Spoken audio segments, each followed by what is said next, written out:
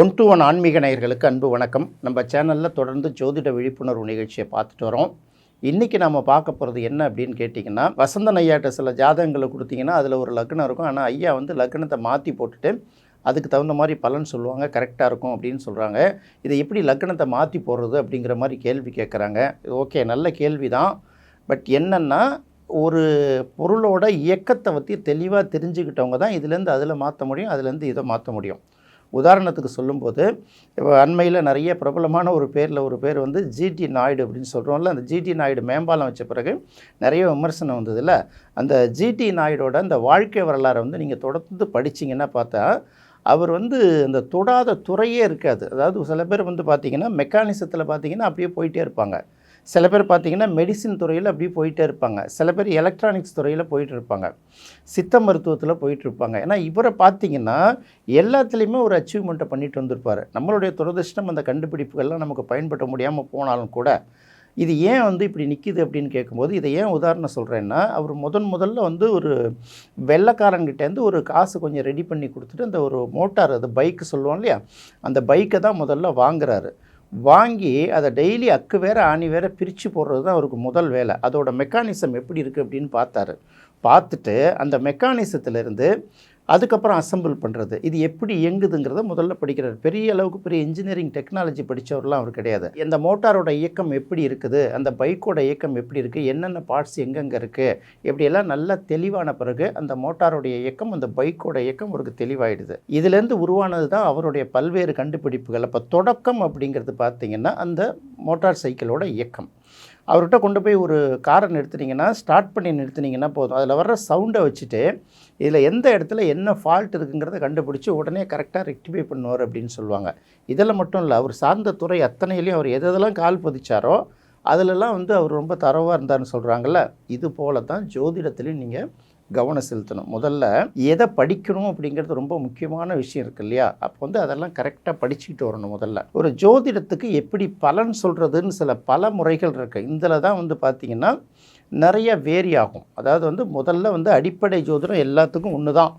அதில் வந்து எந்த பிழையும் இல்லாமல் அழகாக கற்றுக்கலாம். அது கொஞ்சம் நாள் எடுத்தால் கூட பரவாயில்ல, கரெக்டாக கற்று முடிச்சுக்கிட்டு அதுக்கப்புறம் பலன் சொல்லும்போது எந்த முறைகளை நீங்கள் அப்ளை பண்ணுறீங்கிறது அது அடுத்த சிஸ்டம். அப்படி பார்க்கும்போது இப்போ பாரம்பரியத்துலேருந்து பார்த்திங்கன்னா பராசரர், ஜெயமணி, அந்த மாதிரி கல்யாணவர்மா, இந்த மாதிரி நிறைய ஃபார்முலாக்கள் வந்துக்கிட்டே இருக்கும். அதுக்கப்புறம் இடையில விடுறவங்களாம் அவங்கவுங்க சில அந்தந்த காலகட்டத்துக்கு சேர்க்க சில மாற்றங்களை உருவாக்கி சில புதிய அணுகுமுறைகளையும் உருவாக்கி இந்த ஜோதிடத்தை சொல்லி கொடுத்துட்டே வருவாங்க இல்லையா. இப்போ கூட பார்த்திங்கன்னா கடந்த நூற்றாண்டில் வந்து மிகப்பெரிய மாற்றம் அப்படின்னு பார்த்திங்கன்னா இந்த கேபி சிஸ்டம்ங்கிறது ஜோதிடத்தில் ஒரு மிகப்பெரிய மாற்றம். கேஎஸ் கிருஷ்ணமூர்த்தி ஐயா வந்து பார்த்திங்கன்னா இந்த சப்லாடு சிஸ்டம் அப்படின்னு ஒரு விஷயத்தை கொண்டு வராங்க பாருங்கள். அது வந்து பெரிய புரட்சின்னு கூட சொல்லலாம்.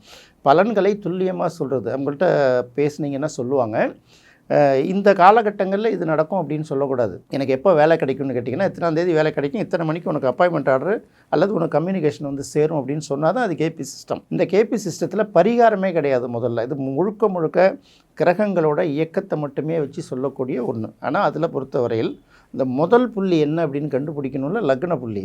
இதில் வந்து பெரிய போராட்டத்தை நடத்தி தான் கண்டுபிடிக்கணும். அதுலேயும் அந்த அனுபவம் உள்ளவர்கள் ரொம்ப அக்யூரேட்டாக கண்டுபிடிச்சிருவாங்க. மற்றவங்க என்ன நினச்சிருவாங்கன்னா, இந்த ஆளும் கிரகங்கள் அப்படிங்கிற ஒரு விஷயத்தை வச்சுக்கிட்டு, இப்போ நான் பார்க்குறப்ப எனக்கு ஒரு ஆளும் கிரகம் வரும், இன்னொருத்தவங்க பார்க்குறப்ப இன்னொருத்தவங்களுக்கு சில ஆளும் கிரகங்கள் வரும் இல்லையா. அதை வச்சுட்டு ஆளுக்கால் ஒரு பலனை சொல்லிகிட்டே இருப்பாங்க. இல்லாட்டி நம்மக்கிட்ட சில விஷயங்களை கேட்டுக்கிட்டு அதுக்கு தகுந்த மாதிரி லக்கணத்தை மாட்டி போட்டு கொடுப்பாங்க. அதெல்லாம் வந்து சரியாக வராது.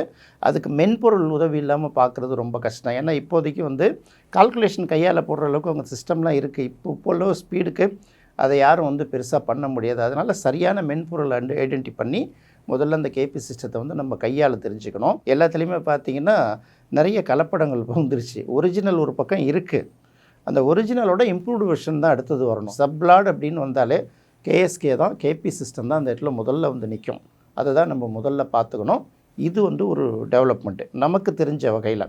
ஏன்னா அவர் தமிழகத்தை சேர்ந்தவர் இல்லையா. கேபி சிஸ்டங்கிறது அவர் கண்டுபிடிச்சது மட்டுமல்ல, ப்ராக்டிஸ் பண்ணது மட்டும் இல்லை, தான் கூட இருந்த அத்தனை பேரையும் அவர் அரவணைச்சு அவங்கள பயிற்சி கொடுத்துட்டு போனார். அதுக்கடுத்தது வந்து அவங்களுடைய அனுபவங்கள்லாம் வந்து புத்தகமாகவும் வெளியிட்டார். ஏன்னா அவருடைய பெரிய மாற்றம் இல்லையா. ஒரு சிஸ்டம் உருவாகும்போது அந்த சிஸ்டத்தை வந்து அந்த ஆரம்ப புள்ளியிலேருந்து எண்டு வரைக்கும் என்ன கேள்வி கேட்டாலும் சொல்லணும், என்ன பலன் கேட்டாலும் சொல்லணும், இதுக்கு இந்த மாதிரி பஞ்சாங்கத்தை பயன்படுத்தணும், இப்படி வந்து இதை கணக்கு பண்ணணும், இதை வெரிஃபிகேஷன் பண்ணணும், இப்படி வந்து கண்டுபிடிக்கிறாங்கல்ல, அதுதான் பியூர் சிஸ்டம். இப்போ நெல்லை வசந்தன் ஐயாவை பற்றி பேசும்போது லக்னத்தை மாற்றி போடுவார் அப்படின்னு கேட்டிங்கள, அவருக்கு பல சிஸ்டம் தெரிந்தால் கூட அவர் ஃபாலோ பண்ணுறது முழுமையான சிஸ்டம் வந்து ஒரு பெயரை அடிப்படையாக வைத்து அவர் சொல்லிவிடுவார். இல்லது பார்த்திங்கன்னா இன்சிடென்ட் அடிப்படையாக வச்சு இந்த லக்னத்தை மாற்றி போடுவார். இதுதான் வந்து ரொம்ப அவசியமாக தெரிஞ்சிக்க வேண்டியது.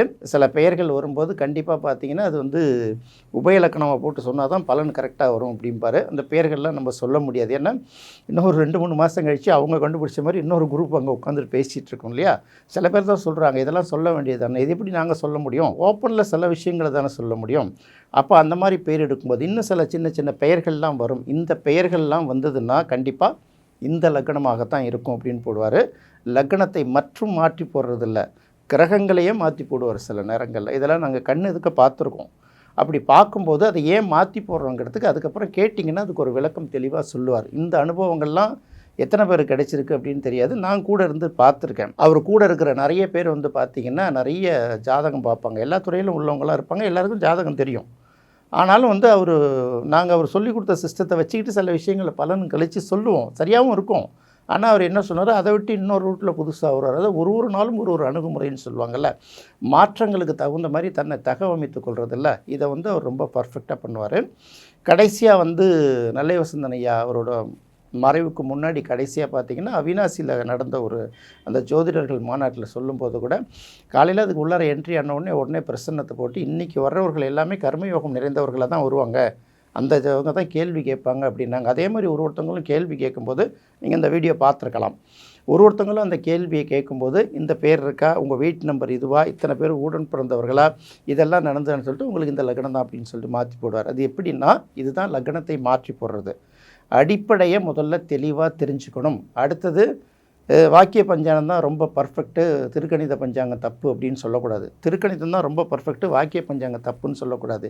இது எப்படின்னா உண்மையை தெரியாதவர்கள் தான் இதுவான்னு போராடிட்டு இருப்பாங்க. சில ஜாதகங்கள் வரும்போது பார்த்திங்கன்னா அவங்க ஃபேமிலியில் உள்ள பெயர்கள் நம்ம வந்து பேர்லாம் வாங்கினதுக்கப்புறம் தான் பேர், அம்மா பேர், அப்பா பேர், அவங்க ஃபேமிலியில் உள்ள அது கல்யாணம் ஆனவங்களானா அவங்களுடைய வாழ்க்கை துணை பெயர், ஆணோ பெண்ணோ, இதெல்லாம் வாங்கி பார்த்துட்டு இந்த ஜாதகத்தோடு எந்த அளவுக்கு பொருந்தி போகுது அப்படிங்கிறத முதல்ல நாங்கள் ஜாதகத்தை பார்க்க ஆரம்பிக்கிறது. இதில் வந்து எல்லா இடங்களுமே சரி வராது. அப்படி பார்க்கும்போது திருக்கணிதத்தில் முதல்ல போட்டால் கூட வாக்கியத்தோட நிலை எப்படி இருக்குன்னு சொன்னால் அதில் ஒரு சில கிரகங்கள் மாறும்.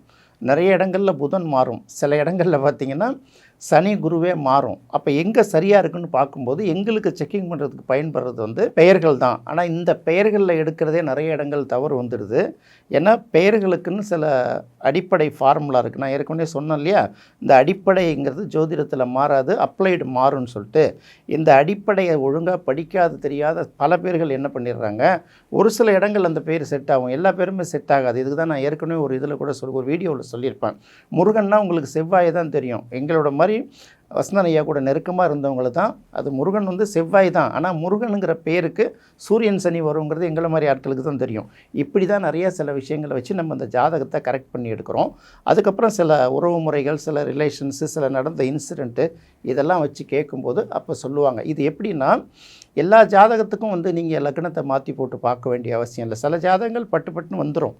சில நேரங்களில் தான் வந்து பார்த்திங்கன்னா அந்த லக்னத்தை அடிப்படையாக வச்சு சில பலன்கள் கேட்கும்போது அவங்க அப்படிலாம் இல்லை அப்படின்றாங்க.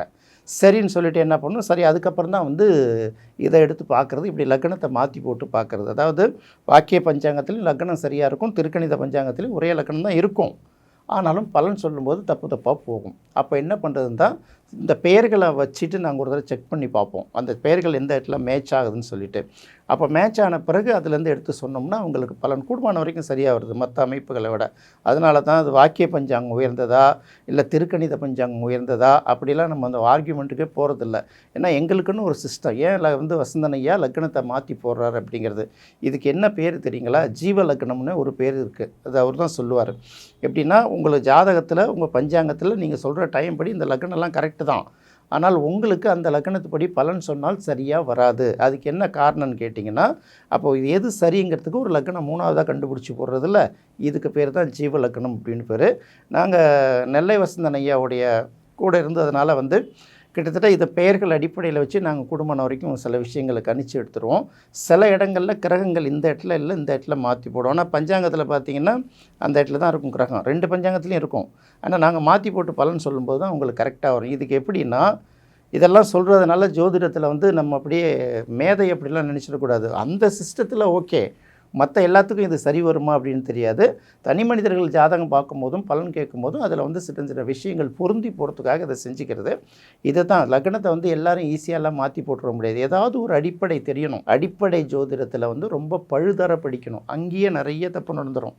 நிறைய பேர் கூட வந்து கேட்பாங்கன்னு கூட, லக்னத்தில் சூரியன் சனி இருக்குது, உனக்கும் உங்களுக்கு அப்பாவுக்கும் ஆகாதுன்னு சொல்லிடுறாங்க சார். ஆனால் எங்கள் அப்பாவும் நானும் தான் சார் சேர்ந்துருந்தோம் அப்படிம்பாங்க. சூரியன் சனின்னா அப்பா பிள்ளைங்கிறத தவிர வேறு எதுவுமே வராது. ஏன்னா அவங்களுக்கு அதுதான் தெரியும். அதை தாண்டி அடுத்தடுத்த சிஸ்டம் வந்துடுது இல்லையா? அப்போ பார்க்கும்போது சார் நீங்கள் பல்லுக்கு ட்ரீட்மெண்ட் எடுத்தீங்களா, கண்ணுக்கு ட்ரீட்மெண்ட் எடுத்தீங்களா, கண்ணாடி போட்டிங்களா, இப்படி பல விஷயங்கள் நம்ம கேட்கும்போது இதெல்லாம் ஓகே ஆகிறனால அவங்க அப்பா கூட இருக்கார். அடுத்தது இந்த சூரியனுக்கு குருவோட பார்வை இருக்கா, அதெல்லாம் பார்க்கணும் இல்லையா? இப்படியெல்லாம் பார்த்து முடிவு பண்ணும்போது தான் அதுக்கு வந்து நம்மளுடைய முயற்சி அதிகமாக தேவைப்படுது.